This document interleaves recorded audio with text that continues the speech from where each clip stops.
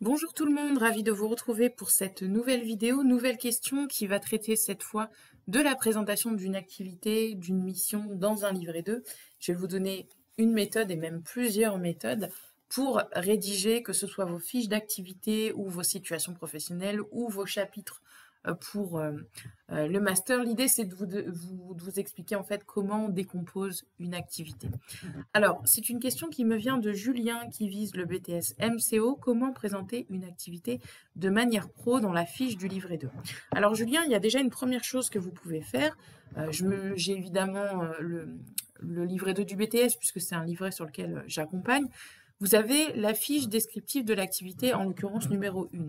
Dans cette fiche, vous avez déjà un petit plan qui vous est proposé par l'organisme qui a rédigé ce livret 2, qui a structuré ce livret 2. On vous invite dans un premier temps à présenter l'activité, donc le contexte, l'objectif et la fréquence. Ensuite, on vous demande, en vous appuyant sur une situation vécue, une ou plusieurs, de décrire comment vous vous organisez, comment vous procédez pour réaliser cette activité. Vous voyez qu'en fait, on vous demande de présenter la situation globale et puis ensuite de zoomer sur ce que vous avez fait, comment vous l'avez fait, avec quelles ressources, avec quelles contraintes, avec qui, ça respectait quelles règles, réglementations, lois, normes, etc.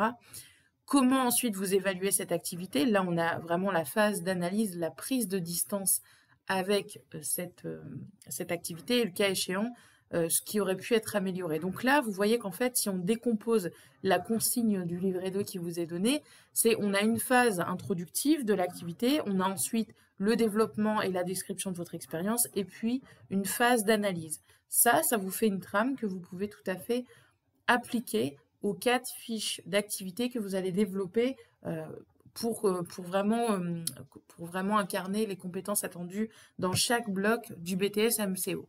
Si on va plus loin que cette trame, moi, ce que j'aime bien faire avec les candidats que j'accompagne, c'est travailler à décomposer l'activité avant de la rédiger. Ça ne veut pas dire que c'est un plan, mais ça veut dire qu'on va vraiment cartographier 5 temps à peu près dans l'activité et par rapport à ça, on va ensuite dresser un plan. Premier plan, je présente le contexte. Je rejoins assez bien sur cet aspect-là. Les consignes qui ont été données par le DAVA, c'est en gros où je suis, dans quelle situation, je suis à l'intérieur, je suis à l'extérieur, je suis dans quel environnement professionnel. Et quand est-ce que ça se passe? À quel moment de la journée? Est-ce que c'est quelque chose qui va être fréquent ou est-ce que c'est un projet que j'ai porté sur X mois, voire pourquoi pas X années, et que je vais reproposer sous forme de grandes, comment dirais-je, de grandes étapes pour proposer ce projet-là. Surtout si vous êtes sur la méthodologie de projet, il y a certains BTS qui l'ont, le BTS SAM par exemple, je pense également aux EduxP, aux éducateurs de jeunes enfants qui doivent proposer en règle générale des projets, on va le rédiger sous forme de méthodologie de projet. Ok? Donc là, on est toujours dans la première étape. Et ensuite, avec qui? Est-ce que j'ai un interlocuteur? Est-ce que je suis avec un client? Est-ce que je suis avec un fournisseur? Est-ce que je suis avec mon manager? Est-ce que je suis avec mes collègues en réunion? Vraiment, essayez de vous dire que là, on va essayer de peindre la situation dans son ensemble pour que le jury puisse imaginer ce qui se passe, dans quel contexte ça se passe, pour ensuite être en mesure d'accueillir le développement de votre expérience et de bien comprendre l'environnement dans lequel cette expérience s'est déroulée. Ensuite, l'idée, ça va être de décrire l'action, donc de décrire tout ce que je fais de manière forcément détaillée, mais pas trop. Donc, essayez d'expliquer comme vous le feriez si vous deviez former une personne. Dans l'ordre que vous le faites, ça va avoir une importance. Pourquoi on le fait dans cet ordre-là? Essayez vraiment d'être pédagogique et à chaque étape d'expliquer comment vous le faites, avec quel outil, quel matériel, quelles ressources, pourquoi on le fait comme ça, qu'est-ce que ça apporte, quel objectif ça respecte, quelles normes, quelles lois, etc. Qu'est-ce qu'on attend comme résultat. Et puis évidemment, en faisant ça, vous allez utiliser des verbes d'action et des adjectifs précis. Adjectifs qui peuvent se référer au référentiel quand on accompagne par exemple des personnes. Là, je vais sortir du BTS MCO, mais les éducateurs spécialisés ou les éducateurs de jeunes enfants vont souvent utiliser des termes spécifiques qu'on va retrouver dans le référentiel, quitte à les expliquer après, bien évidemment. Pour le BTS MCO, vous pouvez évidemment faire ça pour la vente. Vous pouvez également expliquer votre intention par rapport à cette description et toutes ces actions que vous allez mener.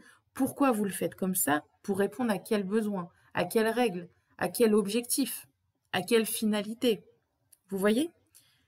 Évidemment, on va aussi faire appel à travers ce savoir-faire à des savoirs.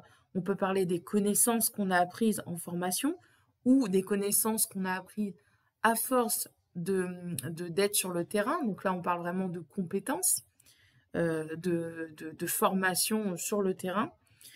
On peut aussi parler des techniques, des méthodes, des process, du matériel qu'on utilise. Tout ça va nourrir la description de votre situation. Au-delà de ça, vous le savez, on va noter, on va développer des compétences, on va développer aussi parfois des savoirs, on va aussi développer des qualités humaines, d'accord? Et c'est là où on peut parler de valeurs, on peut parler de choses qu'on souhaite incarner, de choses qu'on ne souhaite pas faire dans son métier, des limites aussi qu'on a par rapport à sa fonction, de la communication, qu'est-ce qui est important pour vous, quelles relations vous entretenez avec vos collègues, avec vos clients, avec le public avec lequel vous travaillez, comment vous communiquez, comment vous participez quelque part à un tout qui est mené dans votre entreprise, dans votre association, dans votre groupe, dans votre structure. OK? Et tout ça, eh bien, ça va donner une situation qui va être développée, complète, analysée, avec de la prise de distance et en même temps, on va retrouver votre ADN, votre patte, vos valeurs et on va comme ça, de manière cumulée, à force de lire votre livret 2, avoir une personne, un professionnel qui se dessine, qu'on va pouvoir évoluer en termes de compétences, évidemment, par rapport au diplôme visé et voir si on retrouve bien l'incarnation des compétences attendues à travers votre histoire, mais c'est tout ça qui va permettre à votre jury de vous découvrir et puis ensuite de vous rencontrer lors de l'oral avec le jury de VAE. Donc voilà Julien ce que je pouvais vous dire pour vous aider sur cette question et sur cet aspect de la rédaction du livret 2. J'espère que ça servira évidemment à tous les candidats qui nous écoutent et quant à moi je vous retrouve demain pour une nouvelle question. À bientôt.